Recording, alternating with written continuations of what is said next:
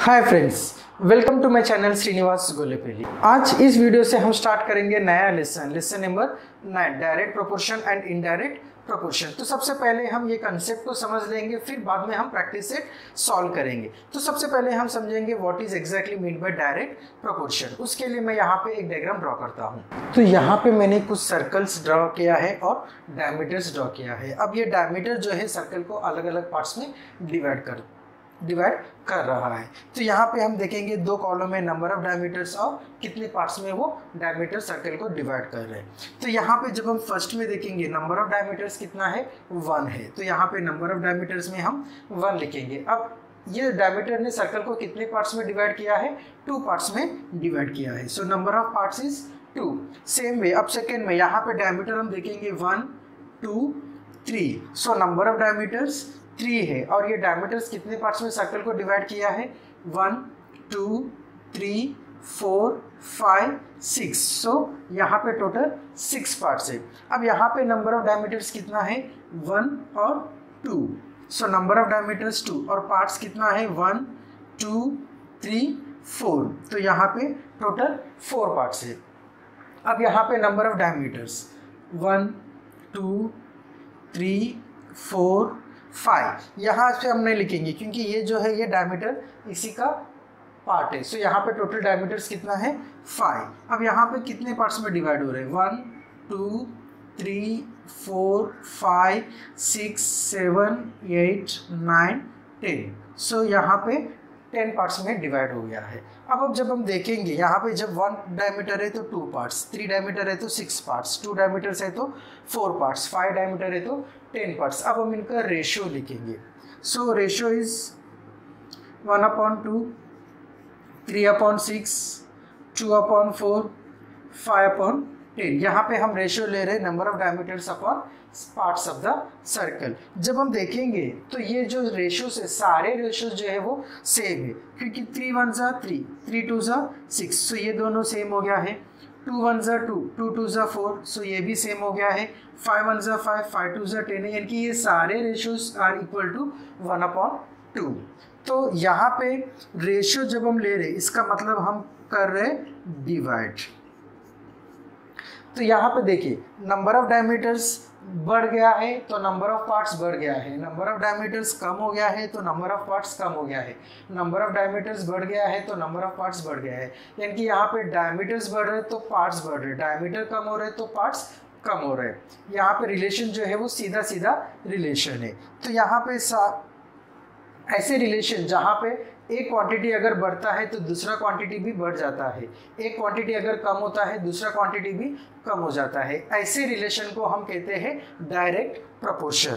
तो ये जो रिलेशन है ये है डायरेक्ट प्रोपोर्शन का रिलेशन है। डायरेक्ट प्रोपोर्शन में क्या होता है, एक क्वांटिटी अगर बढ़ता है तो दूसरा क्वांटिटी भी बढ़ जाता है, एक क्वांटिटी अगर कम हो जाए तो दूसरा क्वांटिटी भी कम हो जाता है। तो इसे हम कहते हैं डायरेक्ट प्रोपोर्शन। डायरेक्ट प्रोपोर्शन में रेशियो जो है वो कांस्टेंट रहता है और रेशियो यानी कि डिवाइड होता है। यानी कि हमें ये याद रखना है कि डायरेक्ट प्रोपोर्शन में हम डिवाइड करते हैं और डिवीजन जो है वो कांस्टेंट होता है। डायरेक्ट प्रोपोर्शन डी से स्टार्ट होता है, डिवीजन डी से स्टार्ट होता है। तो ये हमें याद रखना है कि डायरेक्ट प्रोपोर्शन में डिवीजन कांस्टेंट होता है। So one more example I will take for direct proportion, फिर हम स्टार्ट करेंगे प्रैक्टिस सेट। अब एक क्लास का पिकनिक जा रहे हैं जहाँ पे हर स्टूडेंट को कितना कंट्रीब्यूट करना है, फॉर एग्जांपल 100 रुपीज़ कंट्रीब्यूट करना है। अब जब नंबर ऑफ स्टूडेंट्स 5 है तो हमें कितना टोटल कंट्रीब्यूशन रहेगा, 5 × 100 500। जब नंबर ऑफ स्टूडेंट्स 50 है, 5 जब नंबर ऑफ स्टूडेंट्स 50 है तो कंट्रीब्यूशन कितना रहेगा, 5000। जब नंबर ऑफ स्टूडेंट्स 10 है तो कंट्रीब्यूशन कितना रहेगा, 1000। जब नंबर ऑफ स्टूडेंट्स 100 है तो कंट्रीब्यूशन कितना रहेगा, 10,000। तो यहाँ पे हम देखते हैं कि जब एक क्वांटिटी बड़ा हो रहा है तो दूसरा क्वांटिटी भी बड़ा हो रहा है। नंबर ऑफ स्टूडेंट्स बढ़ गए हैं तो कंट्रीब्यूशन भी बढ़ गया है, नंबर ऑफ स्टूडेंट्स कम हो गया है तो कंट्रीब्यूशन भी कम हो गया है। यानी कि ये डायरेक्ट रिलेशन है। So such kind of examples are called as direct proportion. Direct proportion में डिवीजन कांस्टेंट रहता है। ये जो डायरेक्ट प्रोपोर्शन का कंसेप्ट है ये यूज करके हम सॉल्व करेंगे प्रैक्टिस सेट 37। तो चलिए हम स्टार्ट करते हैं प्रैक्टिस सेट 37। अगर आप पहली बार मेरे चैनल में हैं तो अभी मेरे चैनल को सब्सक्राइब कीजिए, साथ में बेल आइकन को प्रेस कीजिए ताकि कोई वीडियो मैं अपलोड करता हूँ तुरंत आपको नोटिफिकेशन मिलता रहेगा। और मैं जो वीडियोस बनाता हूँ स्टैंडर्ड 5 से लेकर स्टैंडर्ड 10 महाराष्ट्र बोर्ड के सारे मैथ्स के प्रैक्टिस सेट के ऊपर मैं वीडियोस बनाता हूँ। Question number 1. If 7 kg onions cost 140 rupees, how much we pay for 12 kg onions? यहाँ पे ये जो एग्जाम्पल है ये डायरेक्ट एग्जाम्पल है। 7 kg का अगर 140 रुपीज़ है, यहाँ पे kg अगर कम हो जाएगा तो कॉस्ट भी कम हो जाएगा, यहाँ अगर kg बढ़ जाएगा तो कॉस्ट भी बढ़ जाएगा। तो ये एग्जाम्पल ऑफ डायरेक्ट प्रोपोर्शन का है। डायरेक्ट प्रोपोर्शन को हम डायरेक्ट वेरिएशन भी कह सकते हैं। तो यहाँ पे पहले हम लिखेंगे this is an example of direct variation. So पहले हम एक स्टेटमेंट लिखेंगे this is an example of direct proportion. और हमें मालूम है जहाँ पे डायरेक्ट प्रोपोर्शन रहता है वहाँ पे रेशियो जो है वो कांस्टेंट रहता है। तो यहाँ पे हम इसे रेशियो में लिखेंगे, लेकिन सबसे पहले हाउ मच पे for 12 kg onion. So cost of 12 kg onions हमें नहीं मालूम है, हमें फाइंड आउट करना है, तो इसे हम x ले लेते हैं। सो ये एग्जाम्पल ऑफ डायरेक्ट प्रोपोर्शन है, इसके लिए इनका जो रेशियो रहेगा वो कांस्टेंट रहेगा। 7 kg 140 rupees. So 12 kg how much rupees x rupees. तो अब यहाँ पे हम क्रॉस मल्टीप्लिकेशन करेंगे। So 7 into x is equal to 12 into 140। अब हम कुछ मल्टीप्लिकेशन नहीं करेंगे, ये जो 7 है लेफ्ट हैंड साइड में उसे हम राइट हैंड साइड में लेके जाएंगे। So x is equal to 12 into 140 upon 7। 7 1 ज़ा 7, 7 2 ज़ा 40 और ये 0। सो यहाँ पे x is equal to 12 into 20। अब हम मल्टीप्लाई करेंगे। So x is equal to 12 2 ज़ा 24 और ये 0। So this is the answer. So cost of 12 kg onions is 240 rupees. Answer statement लिखेंगे।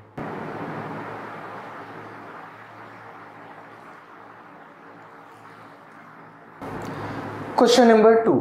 If 600 rupees buy 15 bunches of feed, how many will 1280 rupees buy?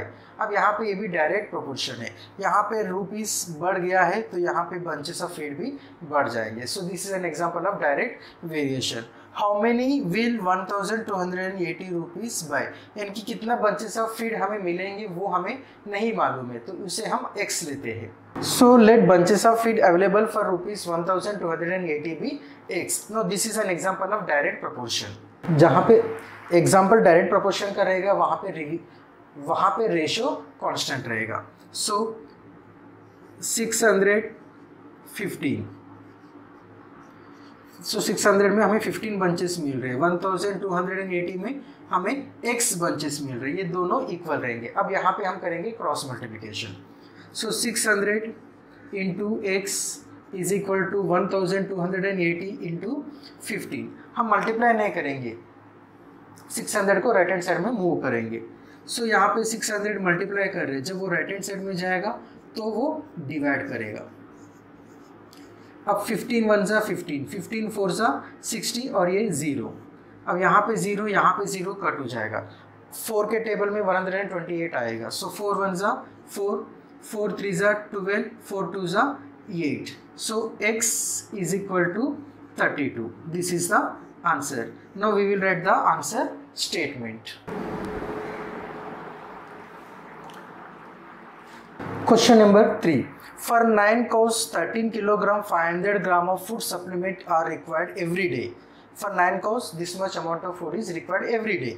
In the same proportion, how much will be needed for 12 cows? So this is an example of direct proportion. अब यहाँ पर 12 cows है, लेकिन कितना food supplement required है वो हमें नहीं मालूम है। So food supplement required by 12 cows भी x, पहले हम ये assume करेंगे। This is an example of direct proportion. So ratio जो रहेगा वो constant रहेगा। अब ये जो किलोग्राम्स और ग्राम्स में है, इसे हम सिंप्लीफाई करने के लिए ग्राम्स में हम लिखेंगे। सो ये हो जाएगा 13,500 grams. Number of cows 12 upon food required x। अब हम करेंगे cross multiplication. So 9 into x is equal to 13,500 into 12। So this is x is equal to 13,500 into 12 upon यहाँ पे 9 जो मल्टीप्लाई कर रहे हैं राइट हैंड साइड में आ जाएगा तो वो डिवाइड करेगा। अब कैंसिलेशन करेंगे, 3 4 जा 3 3 जा। अब 1 + 3 4, 4 + 5 9, 9 + 0 9, 9 + 0 9। यहाँ पे 9 आया है तो ये नंबर 3 से डिविजिबल है। सो 3 1 जा 3, 3 4 जा 12, यहाँ से 1 कैरी हो जाएगा, 1 और 5 15, 3 5 जा 15। अब ये 2 zeros। सो x = 4500 × 4। अब मल्टीप्लिकेशन करेंगे। सो 0 4 × 4 0, 4 × 0 0, 4 5 जा 20, 2 कैरी, 4 4 जा 16, 16 + 2 18। सो 18,000 जो है वो ग्राम्स में है। अब हम इसे किलोग्राम्स में कन्वर्ट करेंगे। So this is equal to 18 kilograms. So this is the answer. Now we will write the answer statement.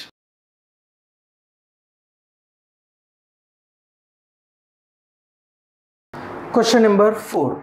The cost of 12 quintals of soyabean is 36,000 rupees. So how much will 8 quintals cost? तो 8 quintals का cost कितना रहेगा? So this is an example of direct proportion. अब यहाँ पे cost of 8 quintals हमें नहीं मालूम है. So let us assume that cost of 8 quintals is rupees X. So this is an example of direct proportion. यहाँ पे cost, so 12 upon 36,000 is equal to 8 upon x. Now cross multiplication. 12 into x is equal to 8 into 36,000.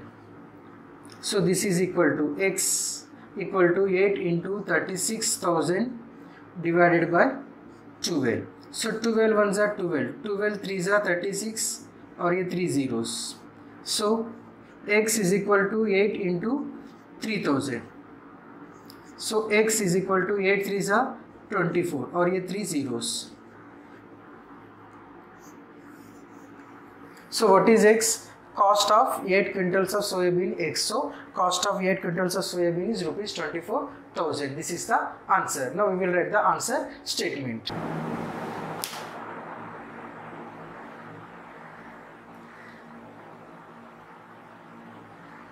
Question number 5. 2 mobiles cost 16,000 rupees. How much money will be required to buy 30 such mobiles? So यहाँ पे सीधी बात है, number of mobiles बढ़ेंगे तो cost भी बढ़ जाएगा. So this is an example of direct proportion. यहाँ पे क्या पूछा है? How much money will be required to buy 30 mobiles? So let this money required to purchase 30 mobiles be X. So this is an example of direct proportion. तो ratios जो है वो same रहेंगे. So 2 upon 16,000 is equal to 13 upon x. So cross multiplication. 2 into x is equal to 13 into 16,000. So x is equal to 13 into 16,000 divided by 2. So 2 ones are 2 8s are 16. ये 3 zeros यहाँ पे लिखेंगे हम. So x is equal to 13 into 8,000. 13 8s are 104 और ये 3 zeros.